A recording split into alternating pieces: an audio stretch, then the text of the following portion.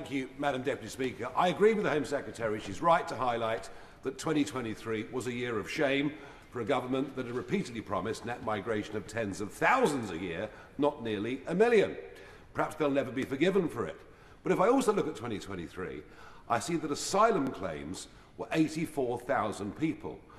Everyone talks about the small boats, and yet 69% of that 84,000 did not come across the English Channel in boats. Can she tell me, please, where did they come from? Were they overstayers? Were they student visas? Who were the 69%? From what? Well, we are clear that net migration needs to come down after the huge increase. We also need to restore order to the asylum system. Part of that is going after the criminal gangs who are undermining border security and putting lives at risk and tackling the small boat crossings. But there is also an issue about the increases that we have seen around in-country asylum applications, and we have instigated a review into the increase in in-country asylum applications to get to the bottom of what is happening and why. There were two areas where we found that the previous government's decision to remove visa requirements for visitors had led to a significant increase in asylum applications for people who were coming as visitors. Instead, we have reversed those changes that were made by the previous Conservative government and reintroduced visitor visa requirements for those countries. Nigel Farage's stark criticism lays bare the glaring failures of the government's migration policies in 2023, a year he damningly labels as a year of shame. Despite repeated pledges to bring net migration down to tens of thousands annually, the figure skyrocketed to nearly 1 million, a monumental betrayal of public trust that Farage predicts the government will never be forgiven for.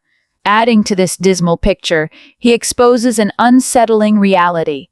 While much political and media focus has centered on small boat crossings, a staggering 69 of the 84,000 asylum claims made in 2023 were not from individuals arriving via the English Channel.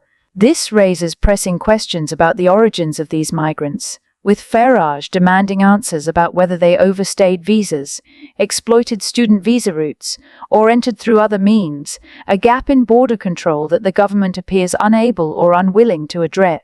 In response, Yvette provides what feels like a predictable and lackluster defense, acknowledging the need to reduce net migration and restore order to the asylum system.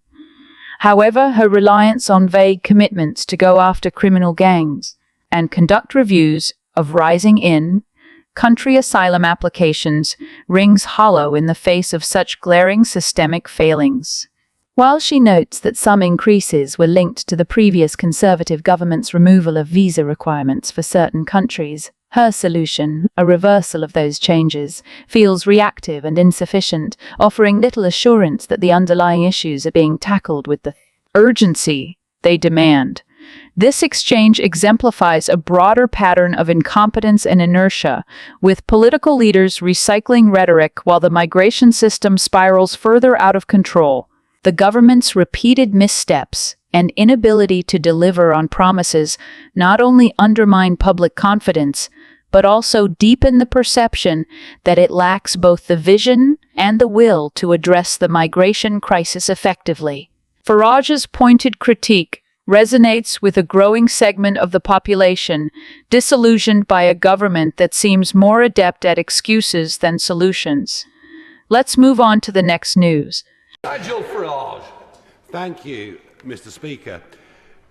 The presentation of what the American administration believes is a fantasy. Joe Biden is going. In fact, many think he's gone already.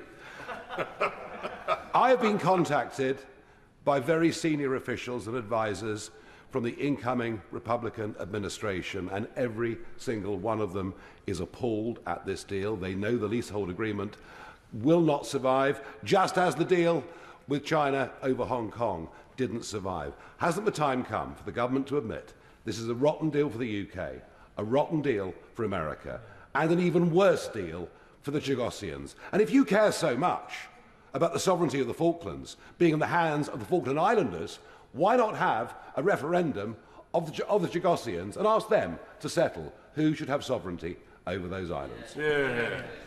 Well, as someone who's been in the Falklands recently, let me say that whipping up uncertainty of the future of the Falklands is not helpful for the security of the Falkland Islanders. Let's be absolutely clear. The Falklands are British for as long as the people of the Falkland Islands want to be British.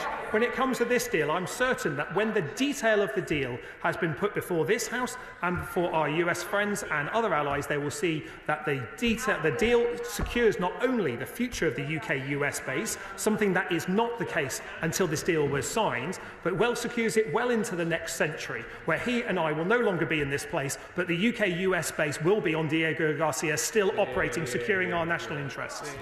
Nigel Farage's stark criticism of the government's handling of the leasehold agreement and broader geopolitical strategy unveils a deep discontent with what he perceives as a catastrophic failure in leadership.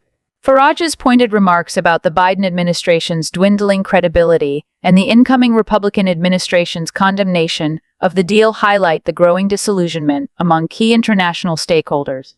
Drawing a parallel with the failed agreement over Hong Kong, Farage underscores his belief that this leasehold agreement is doomed to collapse, mirroring a broader pattern of the UK government entering into unsustainable arrangements. His call for a referendum on the sovereignty of the disputed islands, though provocative, underscores the vacuum of decisive action and accountability in addressing critical issues of sovereignty and international law. In response, the Labour Party representative offers what feels like a dismissive and hollow justification, cloaking the debate in reassurances about the Falklands' security and their perpetual British identity. The response sidesteps the core of Farage's critique. The claim that the deal secures the future of the UK-US base on Diego Garcia until well into the next century reads more like an attempt to gloss over the glaring weaknesses of the agreement rather than address its fundamental flaws. The vague promise that our US friends and other allies will eventually recognize the merits of this deal only adds to the perception of a government more focused on rhetoric than substance. The Labour members' dismissal of Farage's concerns about sovereignty and strategic foresight reflects a troubling pattern in the UK's approach to international agreements. Rather than confronting the implications of flawed decisions and ensuring long-term security, the response reveals a willingness to defer responsibility and ignore growing dissent, both domestically and internationally. This lack of accountability not only erodes public confidence, but also risks further isolating the UK on the global stage. Farage's critique, while sharp, resonates with the frustration of a populace tired of hollow reassurances and increasingly skeptical of the government's ability to navigate complex geopolitical realities. Thank you for watching. If you have any thoughts or opinions, feel free to share them in the comments below. Don't forget to like the video, subscribe to the channel for more updates, and join us on Telegram for exclusive content and discussions. Your support means a lot.